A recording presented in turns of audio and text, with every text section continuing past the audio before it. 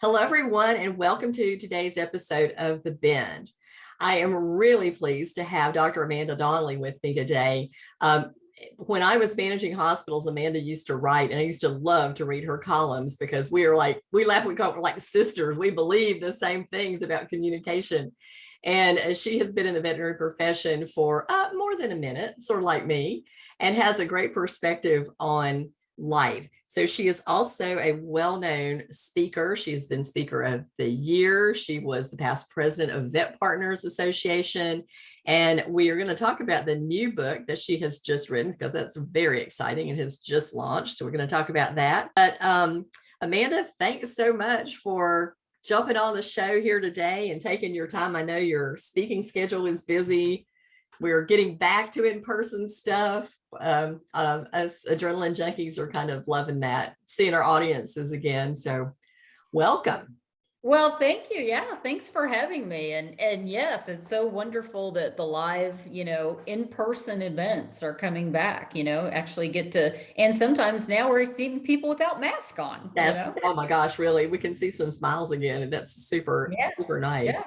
So I have an inclination of how you got into this profession because your dad owned a veterinary hospital. Did you feel compelled or drawn into doing that just because of proximity, or was it something you still always Yeah. wanted to do? Yeah, that's a great question. So yes, I'm a second generation veterinarian, grew up in my dad's practice, and I started going with him he had an animal hospital in suburb of Kansas City. So on the weekends or after hours, I would go with him either to see emergencies or to take care of the boarders, any hospitalized patients, and to feed and clean them and all of that. And as the story goes, which I don't know if I really remember it or I've just been told the story, so I think I remember it. But the story goes that I looked at Dad at one point when I'm like, 10 and said, Dad, if I become a veterinarian, will they call me doctor? And he goes, well, of course they will. And so I was like, yay, I want to be a doctor just like my dad. So I worked for Dad all the way through middle school, high school, and on. But when I was in high school, and then when I was a senior, making that decision to go to college, I did have a very purposeful, thoughtful. Okay, do I really want to be a veterinarian? Because I didn't want to go be a veterinarian just because Dad did it, and like that's I'd been working all those years for my dad. And the obvious other career for me to choose was to be a lawyer. And the reason for that is when I was in speech and debate, or when I was in high school, I excelled in speech and debate. And so that was everybody that was really great on the circuit is like, oh, well, they're all going to go to law school, which I mean, my debate partner did go to law school. So my three choices I thought were, I'm either going to be a veterinarian, I'm going to be a lawyer, or I'm going to be a flight attendant. Because I thought that seemed super glamorous and I could travel all over. Well, that got nixed pretty early on because I thought, no, I don't know that that's really what I want to do. But no, it was definitely from the very beginning when I went to college. I mean, it was immediately the track to be a veterinarian. So the answer to your question is absolutely, I was drawn to it. Mm-hmm, mm-hmm. So obviously that worked out for you. You practiced with your dad, but how did life throw you a curveball? Yeah. So, well, I think there was kind of been two major curveballs, sort of both that, with my personal and my professional life. And I think the first one, probably came when I left clinical practice and took a professional services veterinarian job. And so I did practice for about 15 years. And then I was chief of staff of an emergency hospital in Kansas City. And I had been hired by shareholders once they sold the practice after a period of like 1 to 2 years, the new owners were like, yeah, we think we want to go a different direction. And they didn't renew my contract. So I was like, well, okay, what now? And at that point in time, I had practiced for a long time and I grew up in the profession and I really had a strong interest in business. So I did seek out corporate opportunities and interviewed for an entire year. And during that year, just did relief work. And so so that was the first curveball because I moved from Kansas City area, all the way to Orange County, California.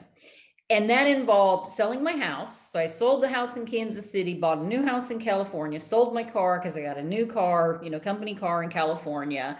left all my friends and family and moved to Orange County, California, where I knew nobody. A fun little fact, one of the first people I met was Peter Weinstein, who, I know, and so do other people. Yes. Yeah.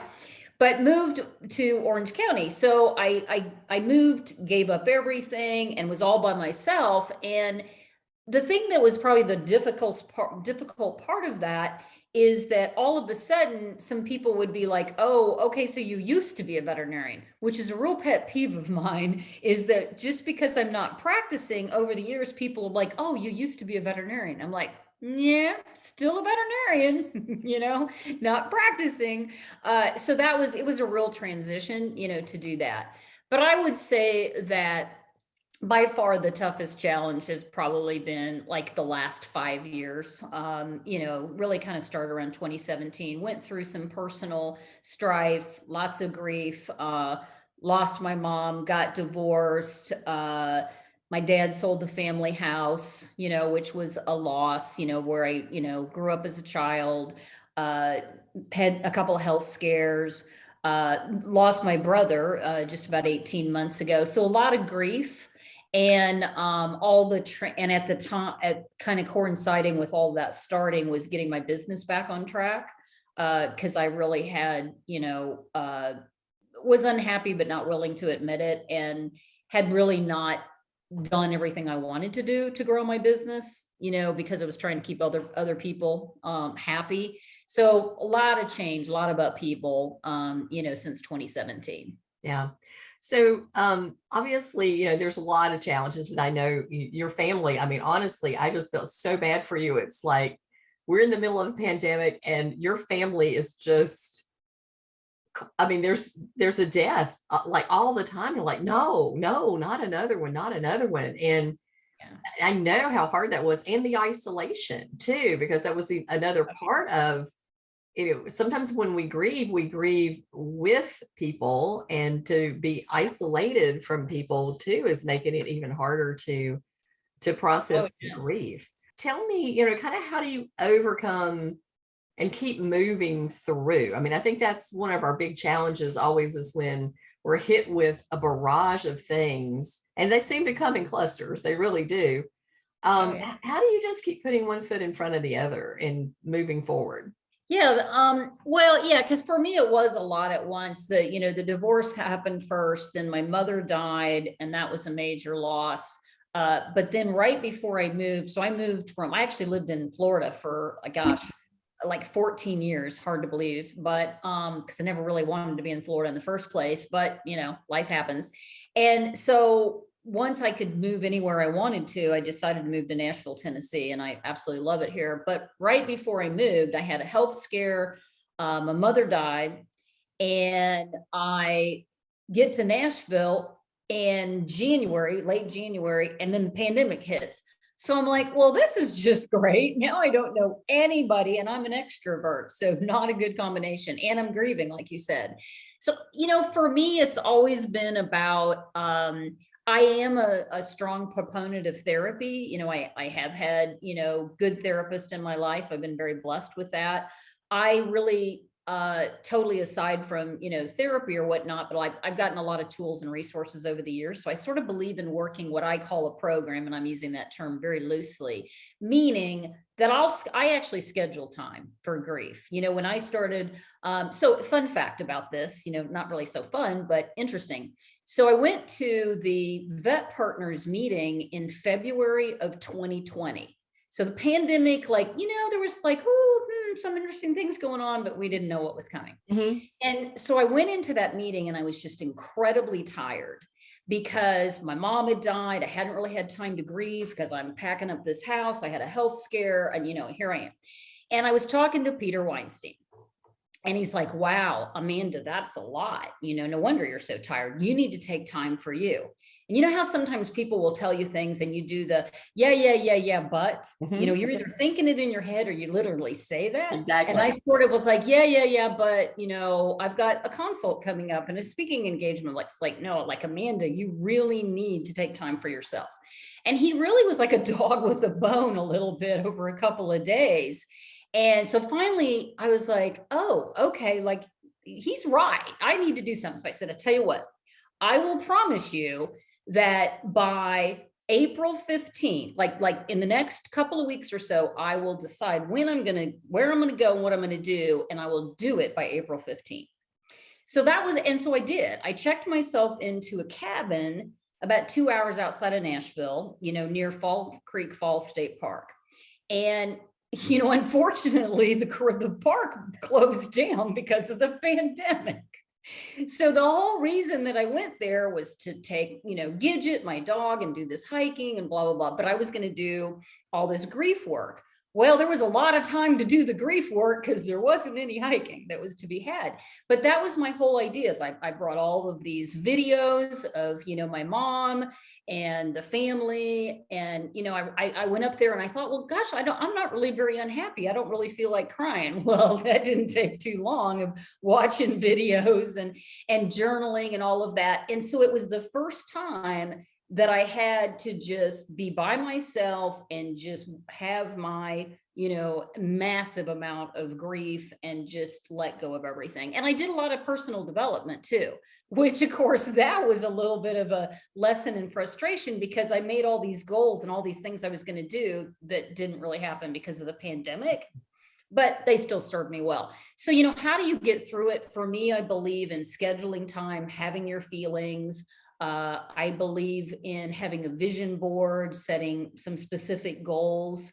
One of the pieces of advice that somebody gave me, when I was still in Florida, is she said, what's going to make you happy? Where do you want to be in 3 years? What are the big ticket items? And that's what I put on my vision board. If you look back 3 years from now, what are you going to want to have accomplished? Mm-hmm.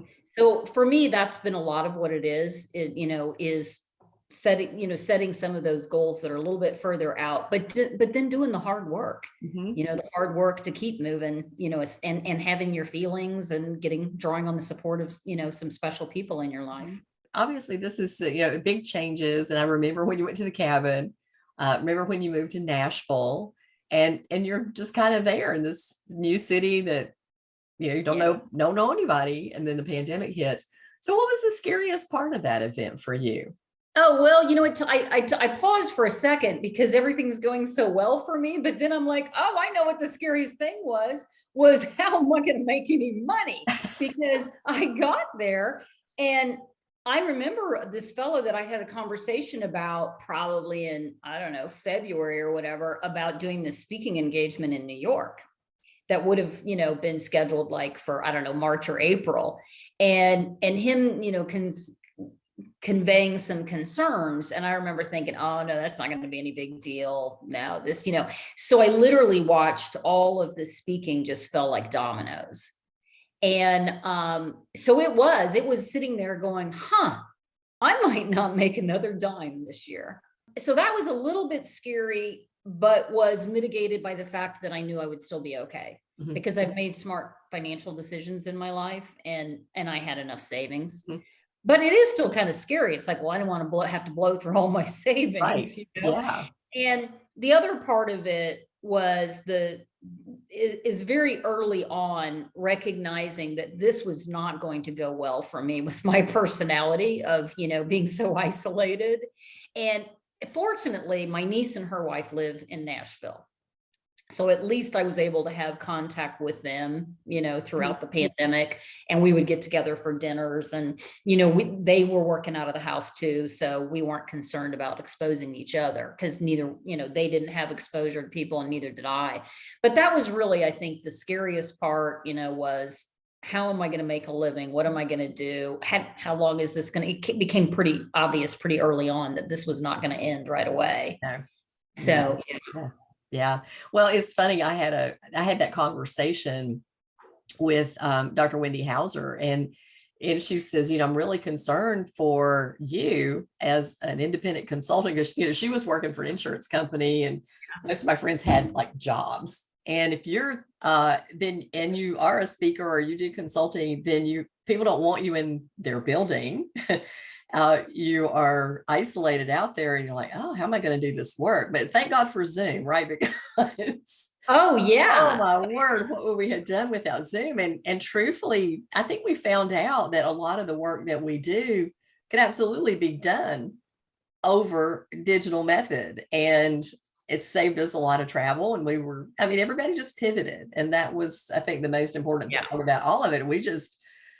You do what you do and you figure it out. And I think, Yeah. you and I both do management consulting. And one of the things that we do is figure it out, whether for ourselves or for people. This time we just figured it out for ourselves, how to work around it. But you're right. I mean, you're sitting there going, am I going to have any speaking engagements? Am I going to have any money? Or my clients going to lock their doors? Because we were at that point in time just thinking everybody was going to have to shut down. And in some hospitals and some practices, they did. And other practices, they just kept on doing what they'd always done. But it was a very difficult time. And then that first year was crazy with the PPP loan information and everybody asking questions and EIDLs and the protocol changes and the change again and change again and change again. It was like drinking water out of a fire hose, trying to help your clients just Oh, right. navigate. Well, yeah. And what I found very quickly was that my clients were too busy to even be talking to me on the phone. Yeah. So I had everything on Zoom calls, but that was the hardest thing. But for me, it was, I hesitate to call it a silver lining because there's not much silver lining with COVID, but it did allow me to do major projects. Mm-hmm. So I did a major project where I built out a communications training program for a company. And that took a lot of time. And, and I had the time and I was at home. And then, of course, like you said, the virtual presentations started rolling in, and then, wrote the book, which, took an enormous amount of time. So I had time for those major projects. So I think you're right, Debbie, it's that pivot, because I wouldn't have very easily, if at all, been able to do those projects if we hadn't had a pandemic. Those are things that came out of the pandemic for me. Yeah, I agree. There was a lot of production of content and that I would not have had time to write because I would have been traveling too much to do it. I think the thing I missed about traveling, though, is that was where I always would listen to audiobooks and driving in the car and in the airplanes. And then I realized that I wasn't doing that stuff. I was like, oh, I'm behind on my reading. My books are piling up on the shelf. And I've always been an avid reader, and to find out that I was so busy working that I didn't have time to do a lot of the research that I like to do so that I could do the work better was a struggle for me too. But I want to talk about, writing your book, because this was not the first book you have written. You have written, is this number 3? Or you are participating? No, I have written, I wrote one book previously. That's the 101 Practice Management Questions Answered. And then I've done multiple book chapters. So I've done book chapters, I think 4 for Blackwell's 5-minute consult. And then I think 3 or 4 chapters for pet specific veterinary care. I think I have that name right. But no major book, so this project, Leading and Managing Veterinary Teams, was a major undertaking. Yeah. So let's talk a little bit about that process, because I think a lot of people, and, I've written a book with Wendy, and it's a process. I mean, it's a lot of work, and it's a lot of back and forth and edits and so many more decisions than you think, rather than just sitting down and just writing stuff. So talk a little bit about, how do you write a book? Yeah, well, I mean, the beginning is, what's the purpose, sort of doing that proposal, what's the purpose of this book? How is it going to be different than other books that are out there? Why are you writing it? What need does it fulfill? So that's sort of the beginning, which this book was always, the themes are leadership, communication, and culture. And what was different, or is different, about it is it's approachable, it's applicable, it's practical, it's 10 chapters. And so it's comprehensive, but the core of the book, 7 of those chapters are all about team development. And so it's something that, is designed for managers to be able to pull off the shelf, get practical advice that they can immediately act upon. And so that was, that's kind of the first part of it. Then it's the outline, what are the chapters and what are the names? And then what are all the bullet points of what you're going to write? So the first process is getting the structure in place. It's like, what's the structure of this house? Once that's all done, then it's time to write. And I did a lot of investigation on that writing process. Like you said, one of the things, for example, that I did that might not be intuitive is to write the preface at the end. So you would think, oh, I'll write the preface first. But in actuality, I wrote the preface at the very end, which made a lot of sense because then you could reflect, you've already gotten the book. And in my note, my preface is called A Note from Amanda, is, what you're going to get out of reading this book. Plus I have kind of a little story that bookends, the beginning and the ending of that note. But here's the thing that's interesting. And I acknowledge in my acknowledgements, one of the people that I acknowledge is my niece. And this is why. So I should have been writing this book starting I think in May was the idea of 2020. And I had dinner with her and her wife one night. And, we're talking about writing. So she has a PhD in sociology. She is like an assistant or something professor in sociology at Vanderbilt University. So all of that is to say, she's done a lot of writing. So she's like, well, I have this book on writing that you might be interested in. I said, okay, because I've done a lot of writing. I've done all these articles, these book chapters. I'm like, okay. So she gives me this book. There's a little paperback book that's like this thin. All right. And the title, I can't remember the author. The title is How to Write a Lot. And I thought, okay. And I said, well, what did you get out of this book? And she's like, well, there was some good, tools and information about, how to be organized, whatever. So I take the book home. And I opened the book, and most of the book is about academic writing. So it's not really that applicable to what I was doing. But there was a couple of key factors in this book. So I opened this book, and at the beginning, the guy's kind of smarty pants. And he says, here's one of the first tips was you have to write on a regular schedule, like pretty much every day, but it has to be a regular schedule. It can't just be this hit or miss. So like if it's, let's say you're going to write 10 to 2 every day, that has to be your schedule. And he says, if you're not going to do that, put this book down and, keep it nice and give it to somebody else. So I'm like, okay, message received, have to have a schedule. So then the other thing I got was a time tracker. He said, you really should keep track of your time. And, that's a standard productivity tool that a lot of us, have used or, read about. So what I did was, I kept an Excel spreadsheet, what chapter I was working on, how many hours I worked, and, in terms and how many words that I wrote, and would put some notes in. Well, what was a real wake-up call is I know approximately how long it takes me to write, say, a 1,200 word article, right? We write these articles. They're usually, say, like today's veterinary business that I write the talk column, it's like 1,200 words, right? And I know how I'm a really slow writer, and I know how long it takes me to write that. And each of these chapters was going to be like 6,000 to 7,000 words. And I did the math. And then I thought, oh, I'm in big trouble. I'm like in super big trouble because retired before I do. This is going to take me years. That's all of a sudden the kick in the pants was like, oh, you can't just dabble, write just a few, little bit. So I set a goal. I can't remember. I think the goal was like 500 to 1,000 words a minute or a day or something. So the time tracker really, really helped. So so in answer to your question, how do you write there? You really want to have those daily goals. So do it something regular, have, for me, have that daily goal so you can kind of see if you're on track. Cause I knew for every month, I had I need to get these chapters done by this time, these chapters done by this time. So there was big chunks, these 3 chapters, these 3 chapters, these 3 chapters. So there was that process. And then, like you said, there's the whole editing process. And so then that's a lot about, looking at how you write and how can it be more succinct? How can it be, more direct? Then going through the review process, getting, reviewers, the reviewers that looked at the book gave me some really good feedback that I knew I was on target with a lot of things, but there was one chapter in particular that they made some, pretty critical remarks that were really spot on.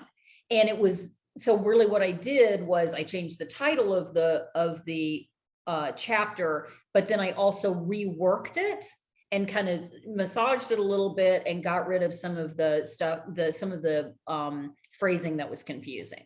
So that was incredibly helpful. And so, yeah, I mean, it takes longer than you think. Because I write so much, I never realized till I started it, wow, this is like a major project. Yeah. Yeah. I can remember when I first started writing the book, I was writing it by myself, and it was about, how to do monthly wellness plans. And I met Wendy at an AHA conference, and she was talking about having them in her hospital. So I just called her up out of the blue and said, how'd you like to write a book with me? And she said, yeah, I just saw my practice. I have time to do that. Let's do that. I went, sure. And we met for 15 minutes, right? So we laughed and said we should do a presentation on how to write a book with a stranger, because it actually worked out okay. But she said, she was in Denver and I was in North Carolina, and we were each working on these chapters of the books. And so there was collaboration there. And then, Lord, there was math. There was a lot of math because of the kind of book it is.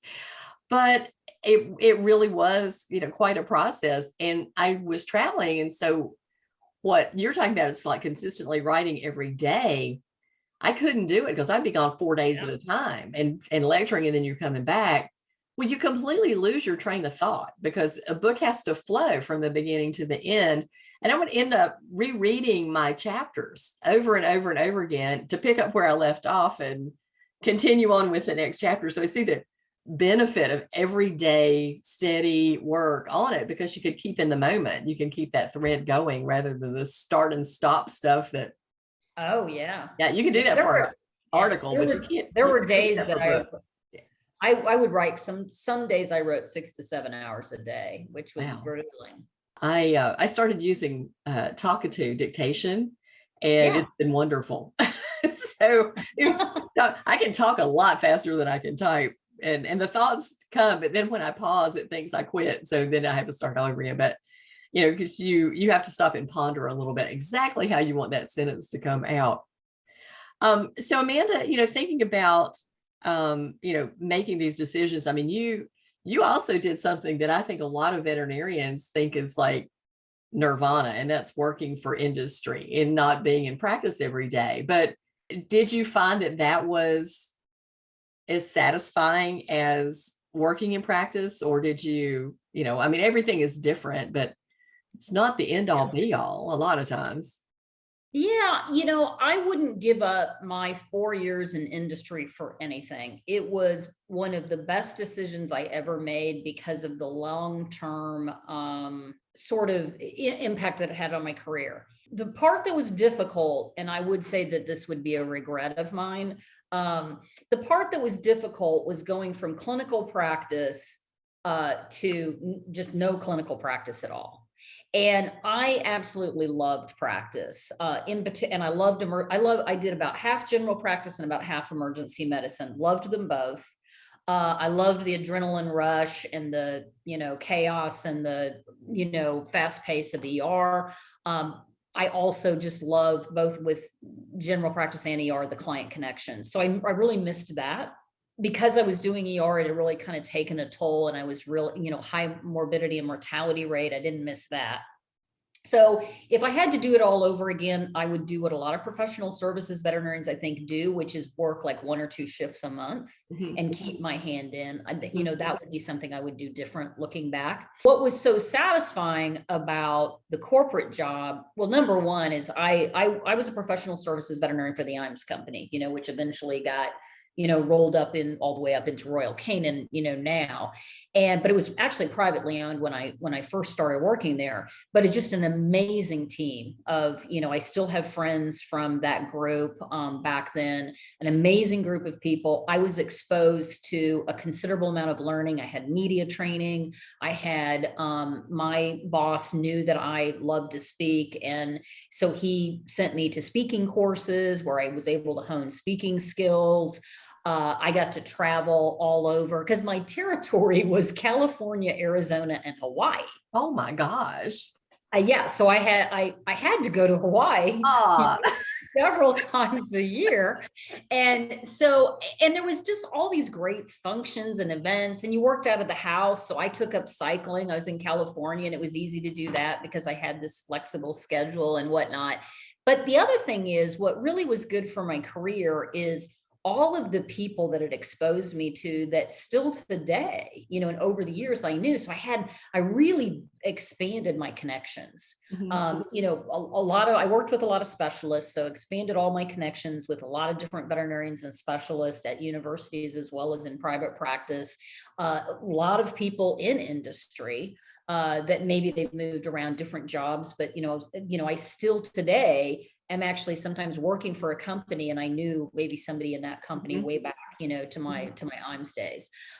So it was great. It was a great period of time in my life. And other than missing clinical practice, I felt like it was a really great company with a great product and just a fabulous team. Mm-hmm. Yeah, I think some of my early work when I was still managing was with Novartis Animal Health.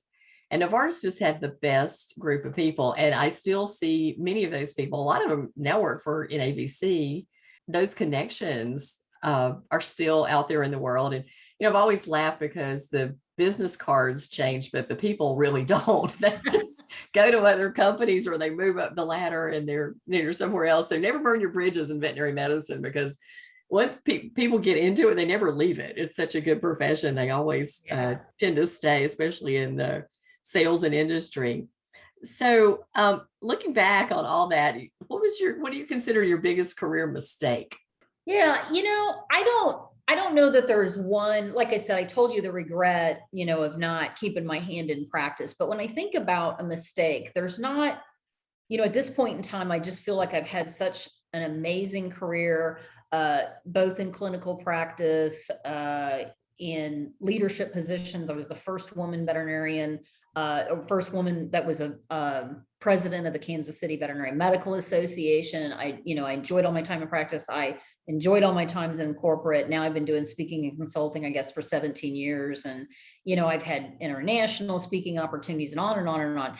I would say that the mistake, it's not so much that there's like one big mistake, but I think if I look at some of the little mistakes that do make a difference, one of the things that stands out to me is just not asking the right questions, or just not asking any questions at all, because as a consultant, because I have a coaching style, and I consider that I do kind of some coaching. I use that term a little bit loosely, but consultants, we're supposed to give advice, right? People want us to, guide them and tell them, like, this is my assessment and these are my recommendations.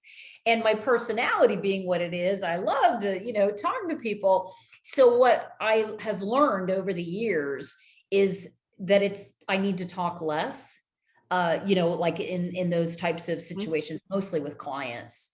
And, it's true with your personal life as well, but to ask more questions, better questions, open-ended questions, learn more, and investigate more before you speak. And I'm talking more about the relationships. I think I've always been good at asking the right questions so I can make a practice assessment, but I'm talking about the relationships with people, asking more questions rather than, trying to tell them something. That's a skill that I really continue to work on. And I think I can look back at how that has served me well, so that I don't make some of the same mistakes that I made before, because I'm asking better questions. Yeah. I think we all learned that, when you start out as a consultant, of course you have an MBA, and when you start out as a consultant, a lot of stuff about, running a practice, and you're right. People do ask, they want you in there because they want you to help them make it better. But over the years, I found that a lot of people know what's wrong with their practice. They just don't know how to solve the problems. And that's what they want you to help them with. But they have ideas, and either the ideas are supported or edited maybe a little bit, but it's more likely that they'll be successful if they have some of their ideas in the game, rather than just you need to do this, you need to do that. And it's the same, you and I both have talked for many, many years about communication and asking open-ended questions and being a good listener. And it's the same principle with the clients in the exam room. It's a lot of listening and a lot less talking and a lot less lecturing. You need to do this for your pet, and like, what are your goals? What do you want to accomplish for this visit?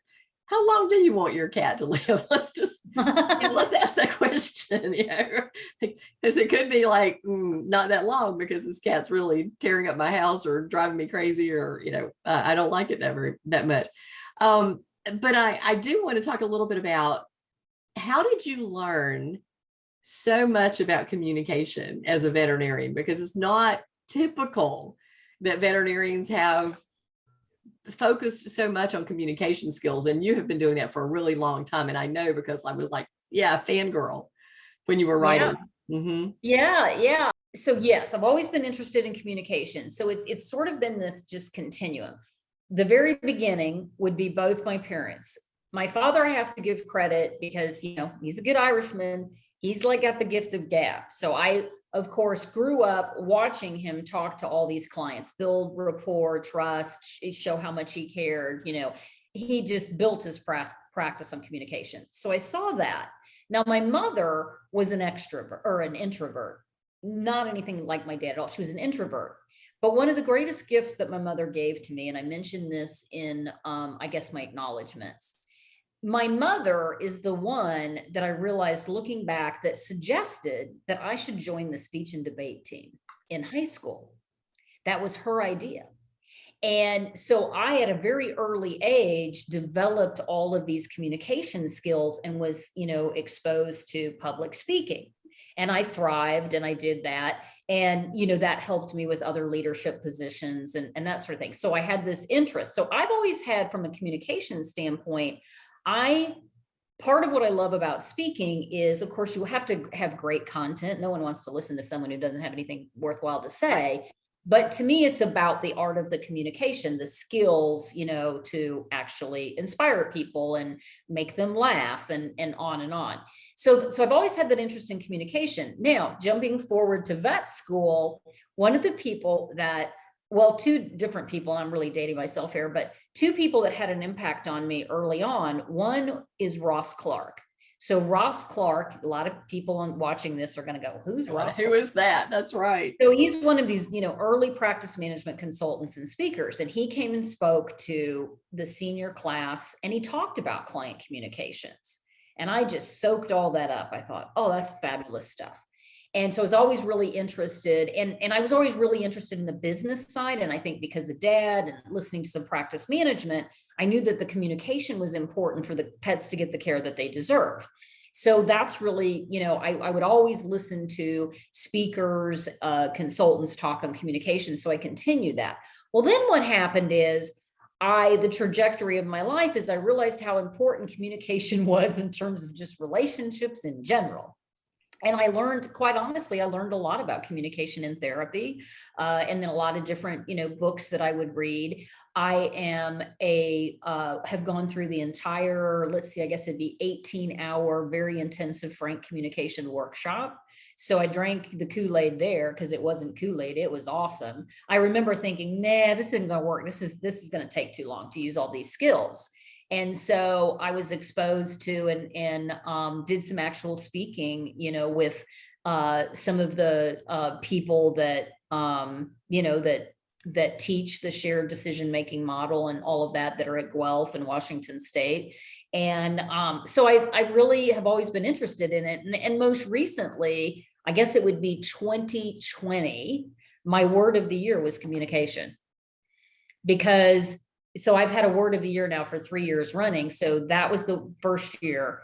And it was because communication is so important in everything. It's how I communicate with my clients, how I communicate with my friends and family, just all across the board, just in general.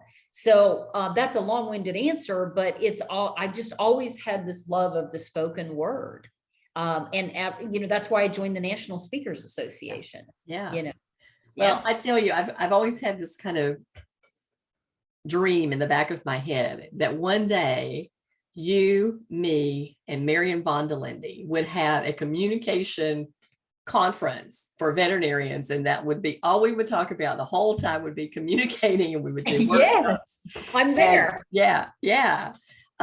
Because this, to me, if we look at all the challenges that we have in veterinary medicine, so many of them are solved if we know how to communicate.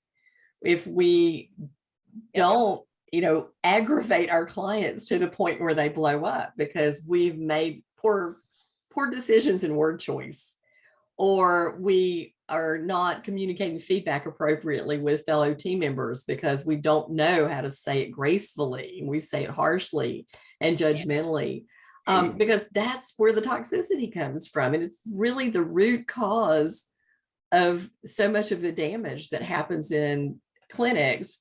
And if we could just teach that, if we really could, I think we would solve so much of the problems. And and like you said, the patients get better care because the clients are collaborative. It's not a battle between us and them and what we want and what they want. It's a collaboration between the two of us to get the pet what it needs. And it's telling a very different story than what I guess we're trained to do out there in the world of. Well, and you're absolutely right, Debbie. And I think part of the challenge too is that there's all these basic skills that sort of have been around forever about building trust and rapport, but then things have changed over time, how we communicate with people and all these different generations. And so the shared decision-making models and partnering with people for the care of their pets rather than just giving them the lecture, which is, I gave a lot of lectures. Well, the authority, right? You're the authority. Yeah. And so that's what's changed a lot. But I think for what I find to be the most difficult is the implementation piece. So I think teams know that they need communication skills, and practice leaders do. And you and I talk about, how important communication is, but it's the actual teaching of that so that somebody then takes that skill. And what I always harp on is people have to practice this. Yes. They actually have to practice saying something, and it's not going to go perfect, but it's staying the course and practicing it. Because if people don't practice a new skill and focus on one or two skills, then they just fall back into whatever their normal communication patterns are. Yeah. It's kind of like algebra. That's the equation I give it is like, I learned algebra in the 8th grade. And if I had to do an algebra equation right now, my solution is to go to algebra.com, put in the numbers and let it calculate the math, because I'm not going to do that.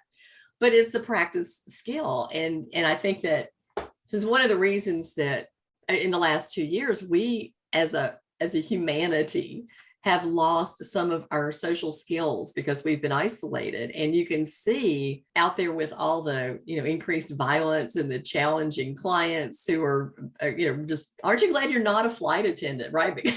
Oh yeah, right. It's really a wise decision on your part is to not go there. But who would have thought if you were on a plane that somebody would actually attack a flight attendant or other passengers on the plane, because it's just not done, right? It's socially unacceptable. And then people are doing this kind of stuff because they're losing their social skills and the inhibition that society puts on us to behave a certain way, because we're influenced by the people around us and we're losing our influencers. So it's kind of crazy. But let's talk a little bit about networking, because you and I met. Yeah. Oh gosh, I don't even know. Like Vet Partners, I'm sure, but probably lecture circuit and before that.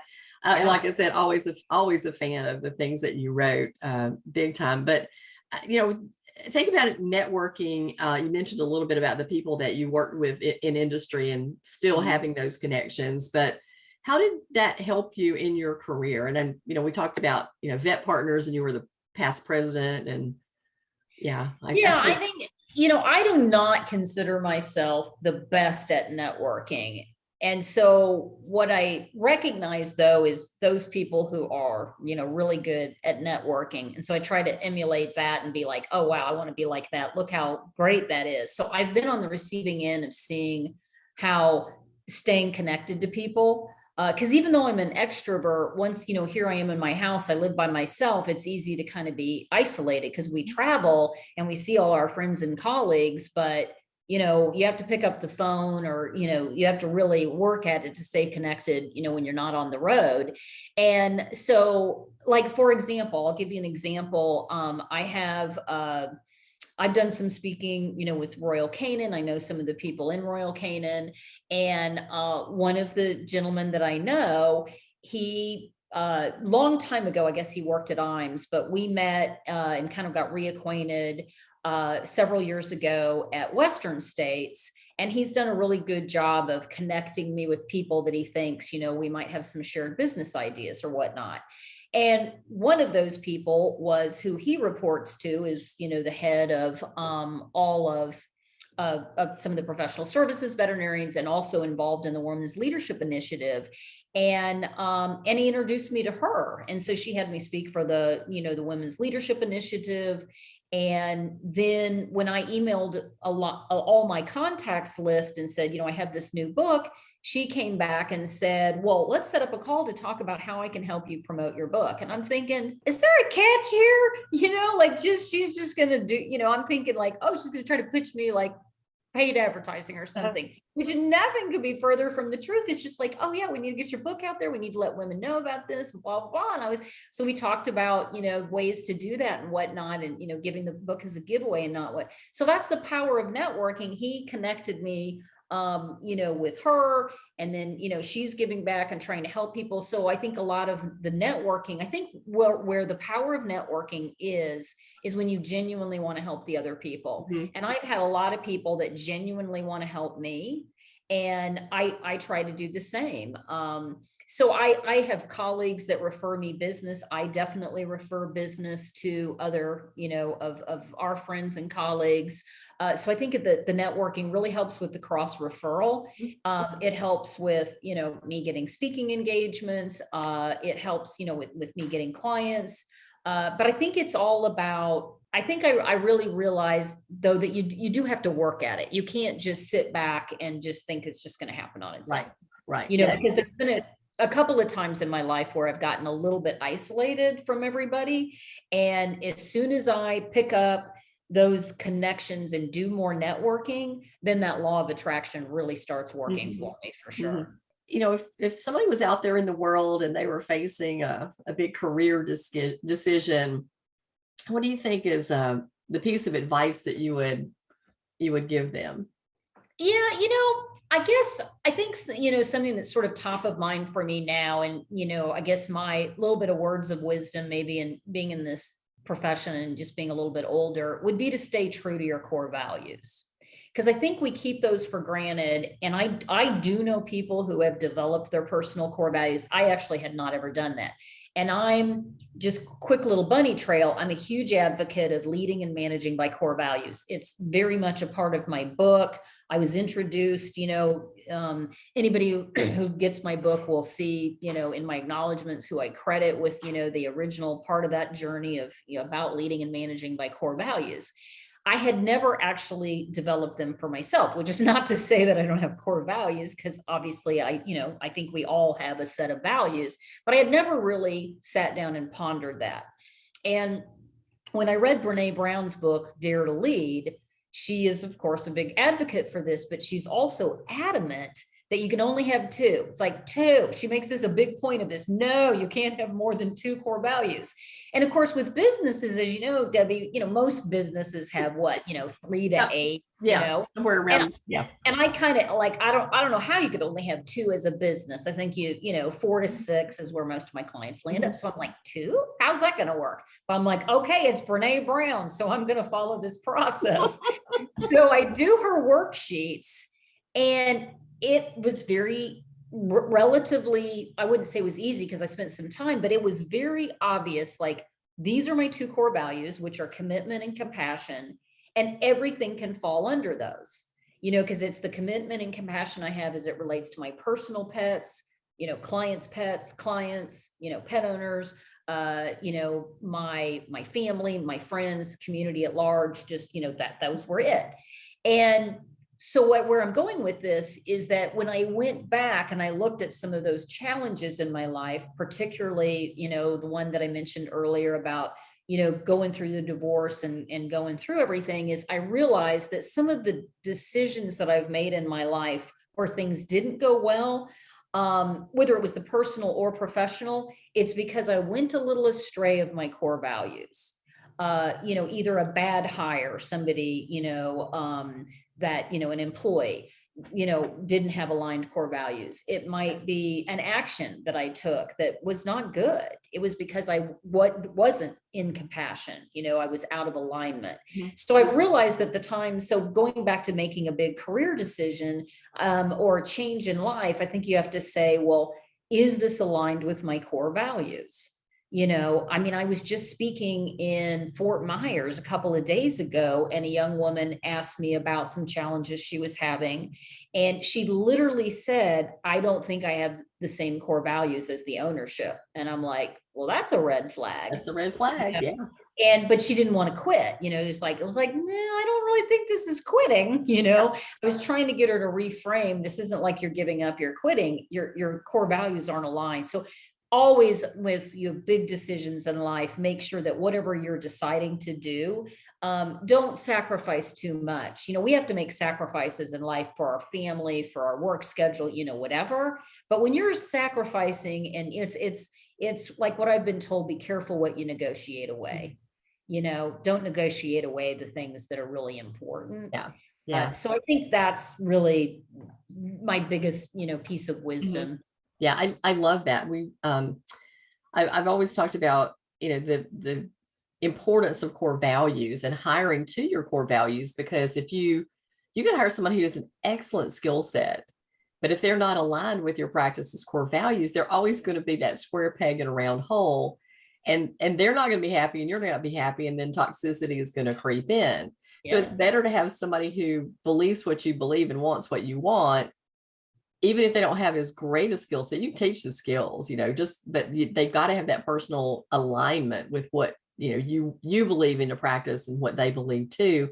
Otherwise, they're never going to flourish there. And I think that's maybe a lot of what is happening. It's funny. I just read something on LinkedIn about the great resignation and how many people are changing their jobs and moving. But the thing is that now they've been 6 months into these new jobs, and they took them for money, and they find out that they're not living in alignment with their values.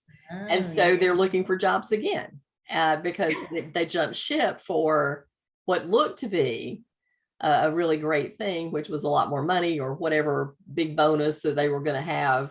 And then they get into it, and the reality of it is this is a really bad fit. So when you work for somewhere, it should be a good fit for you and a good fit for the business, and then you both do well.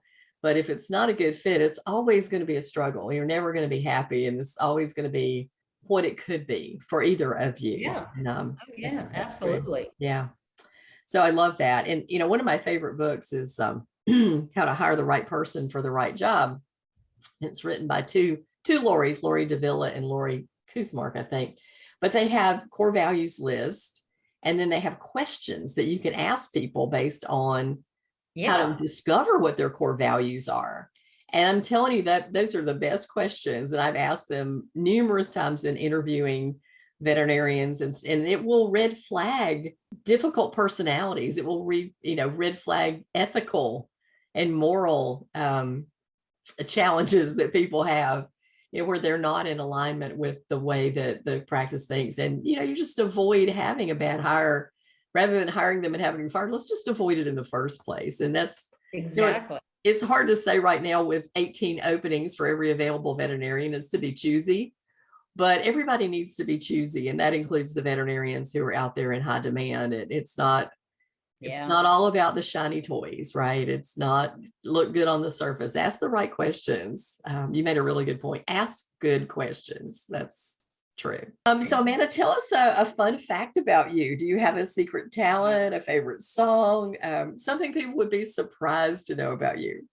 Yeah, I always struggle with that when someone goes, well, what's surprising? Because I don't have some amazingly, unique hobby or, talent as far as, that wouldn't be obvious. I guess I think my secret weapon, or, one of my talents is that I am very intuitive. So I can read a room very quickly. I can read an audience. I can, I pick up and, I thrive, as an extrovert, I thrive on being in take energy from other people, but I'll notice people's moods. I may not know exactly what's the cause of it, but I'll notice the furrowed brow, I'll notice somebody who's not speaking, somebody who doesn't seem happy or whatever. So I am highly intuitive. The trick, and what I've learned over time is kind of relates back to that asking more questions, is what you do with that information. So a lot of times, like if it was at a group, dinner, I would notice if somebody was being left out. So I would try to pull them in the conversation or whatnot. With clients, I've learned, I can tell that maybe they're getting frustrated or that they're not going to be ready to hear something or whatever. So it being highly intuitive can, you just have to act upon it, ask the good questions and whatnot. Sometimes when I've surprised people is, when I have been so candid, where someone's going, you get the deer in the headlights look, because it's like, oh wow, like, she just told it like it is, because I will do that. Now I have learned over the years to temper that with telling it like it is, being direct, telling people what they need to know, and tempering that with empathy. That's where those core values really help, because it's like, wow, you've got to be compassionate, that sort of thing. But fundamentally, sometimes, it's like, wait a minute, no, like, speaking the truth, so most of the time with me, people know where they stand. I actually have learned to not wear my feelings on my sleeve sometimes as much as I, used to. But people really know pretty quickly where they stand with me. But if I'm in a meeting, I'll be happy to speak up and, be vocal and be like, no, I that's not the way it goes. I think where that can really be helpful sometimes is with clients, because I will have either at a speaking engagement or a personal client of mine, and it's clear maybe that, like, this is a train wreck, right? Mhm. I mean, like, I've had a couple just in the last year. In fact, I've had 2 potential clients that called me, and I know that I can't help them. Mhm. Because their mess and, is so bad, I cannot help them. And I told both of them that, but in the kinder, gentler way. Right. But Yeah. I told one of them that I referred them to a leadership coach that I know that's really good. Because I said, if you guys don't get this worked out, I can help you. I can do an assessment of your practice. I can come in. I can do, give you lots of tools and help you implement and affect change. And I can definitely help you with team development. But you guys have such strong, really, significant leadership issues. You got to get those worked out first. Mhm. So I did that. And then I had another situation in the last year with a gal whose practice was in such dire straits that I would have felt guilty taking any money from her. And I said, if you can weather the storm and get through this, and I'm always willing to talk to people and do a call. But so I think that may surprise people because they're not sure, they didn't realize that that's what they were going to get. But generally that's kind of a good surprise, because they're like, okay, she's not, she's going to tell it like it is. Yeah. Yeah. And I think that's really important. I've had people ask me to do things. And I'm like, you know what? That's not my strong suit. And you need to go and talk to these people. And I like you, I've had some partnerships that were so dysfunctional that there was no point in me coming in and trying to help the team, because the partnership itself needed to have a resolution. It like who was supposed to do what. And sometimes that means that they just break up, that you just say we're done and we go and do something else. And it is amazing. Somebody said to me one day, it's amazing the messes that veterinarians get themselves into. Well, Yeah. I had my mom and dad work together. And so I saw, that could create some significant challenges. And it's interesting because I have had a lot of, I don't know, I've never done the percentage or whatever, but I've definitely had quite a few husband and wife teams that have been clients. And most of the time that's gone really well. But because of my childhood experience, what I know is going into that, I need to be prepared. It's like, okay, everybody gets copied on every email, and you both have to be part of the conversation, and I've got to, make sure that they're in sync and that sort of thing. Or, we've got to have clear rules of the road and that kind of thing. But I have had a couple of instances where things did not go well. And I have to point out, this is a problem, this has to be resolved, like you said. But it doesn't necessarily matter whether it's a husband and wife, or like you said, a couple of partners. When people are not aligned and they're having trouble, I mean, wow, that can be really challenging. It really is a challenge. And you feel so bad for them, because that there's a really good group of people out here that need this support and need their jobs. Actually, in realistic, there's no fixing it, because sometimes it's just such two divergent personalities that probably should have never gotten together in the first place. And sometimes it's just, they both worked at a practice that they hated and they went to go doing something else. Like that, you brought the same toxicity over into the one that you started. So we have this problem. Well, Amanda, we could talk about this stuff all day, I know, because we do love this communication stuff. But any final words of wisdom? I do want you to, tell us one more time the title of your book and where people can find it. Yeah. So the title, the primary title is Leading and Managing Veterinary Teams. And then the subtitle is The Definitive Guide to Veterinary Practice Management. And it is on Amazon. So if you put my name in Amazon's browser, you'll come up with my older book. But then you'll see that one too, and it may come up first now. But Leading and Managing Veterinary Teams, it's right there on Amazon. And so that's what people need to know. I guess the only other thing to know, if you do the look inside, you can see the table of contents, so you know what the chapters are. There's a little bit, I think, at the first chapter, but the first 7 chapters are all about team development, job performance, recruiting, engagement, retention, problem behaviors. I purposely added chapter 8 is operations, chapter 9 is financial management, and chapter 10 is a fairly lengthy chapter on marketing. And Debbie, it's all on client communications, because I'm not a digital marketing expert. It's all on internal marketing.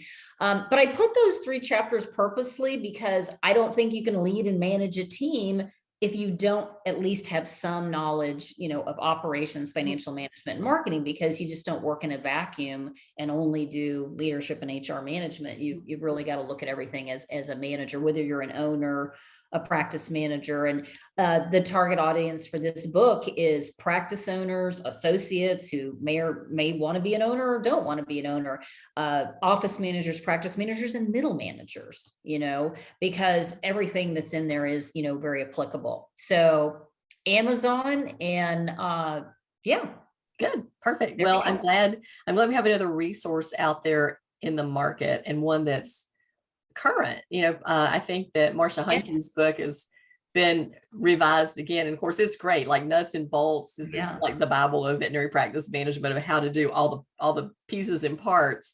But the leadership part is the difficult part. The people part is the hard part. And if you get the people right, the rest of the stuff is easy in comparison. If you just, but you got to get your team involved and get them all focused and pointed in the right direction, in the same direction. And then wonderful things happen. And it's kind of amazing how a team can flourish and a hospital can flourish when everybody's pointed in the right direction and excited about it. So other than your own book, do you have another book out there in the world that you would recommend? We always like to have a book recommendation. Oh, yeah. Well, I would be remiss if I didn't recommend, from a veterinary perspective, I always recommend Peter Weinstein's book, The E-Myth Veterinarian, because it is veterinary specific. So I think that's another great veterinary specific book. Of course, I've already mentioned Brene Brown's Dare to Lead. A very close friend of mine just asked multiple leaders to make recommendations for her son for books, because he is graduating with a master's. And the other book that I recommended to him was, I believe the title is 9 Things You Simply Must Do to Succeed in Love and Life by Henry I believe it's Henry Cloud. So Cloud and Townsend are very famous authors, have written Boundaries and, lots of books, but it's 9 Things You Simply Must Do. It's that book. And I've read that twice in my life, but it's really hard to just pin down like one book. I know Peter talked about the success principles from Jack Canfield, and I definitely recommend that book. I thought it was fabulous. And boy, my law of attraction's really been working well for me in the last, few years or so. And so there's so many great books, but there's at least a couple. Yeah. Thank you. I always love to add to the list. I have a list on my website, and I always like to add more to the list from our guests, but you're right. I have a huge library of books and a constant reading list. And there's so much good information out there in the world for us to learn and to put into our lives. I mean, not just necessarily into our business, but into our lives, and to make our lives better. So, well, thank you again for your time. And I actually am going to come to Nashville. I'm going to be speaking at Connexity in September. Oh, okay. Maybe if we can figure out how to connect when we're out there. Who knows where you might be at that point in time. But anyway, I love Nashville. It's one of my favorite towns. And always excited to get an opportunity to come there. And hopefully we will see each other soon at conferences in person with no mask. Yay. Exactly. Yay. Well, yeah, hope to see you in Nashville, if not before then. Okay. All right. Thanks again, Amanda. Appreciate you so much. And Amanda's information will be in the show notes, how to get in touch with her, how to, the link to her book. And again, we appreciate her time today on this episode of The Bend.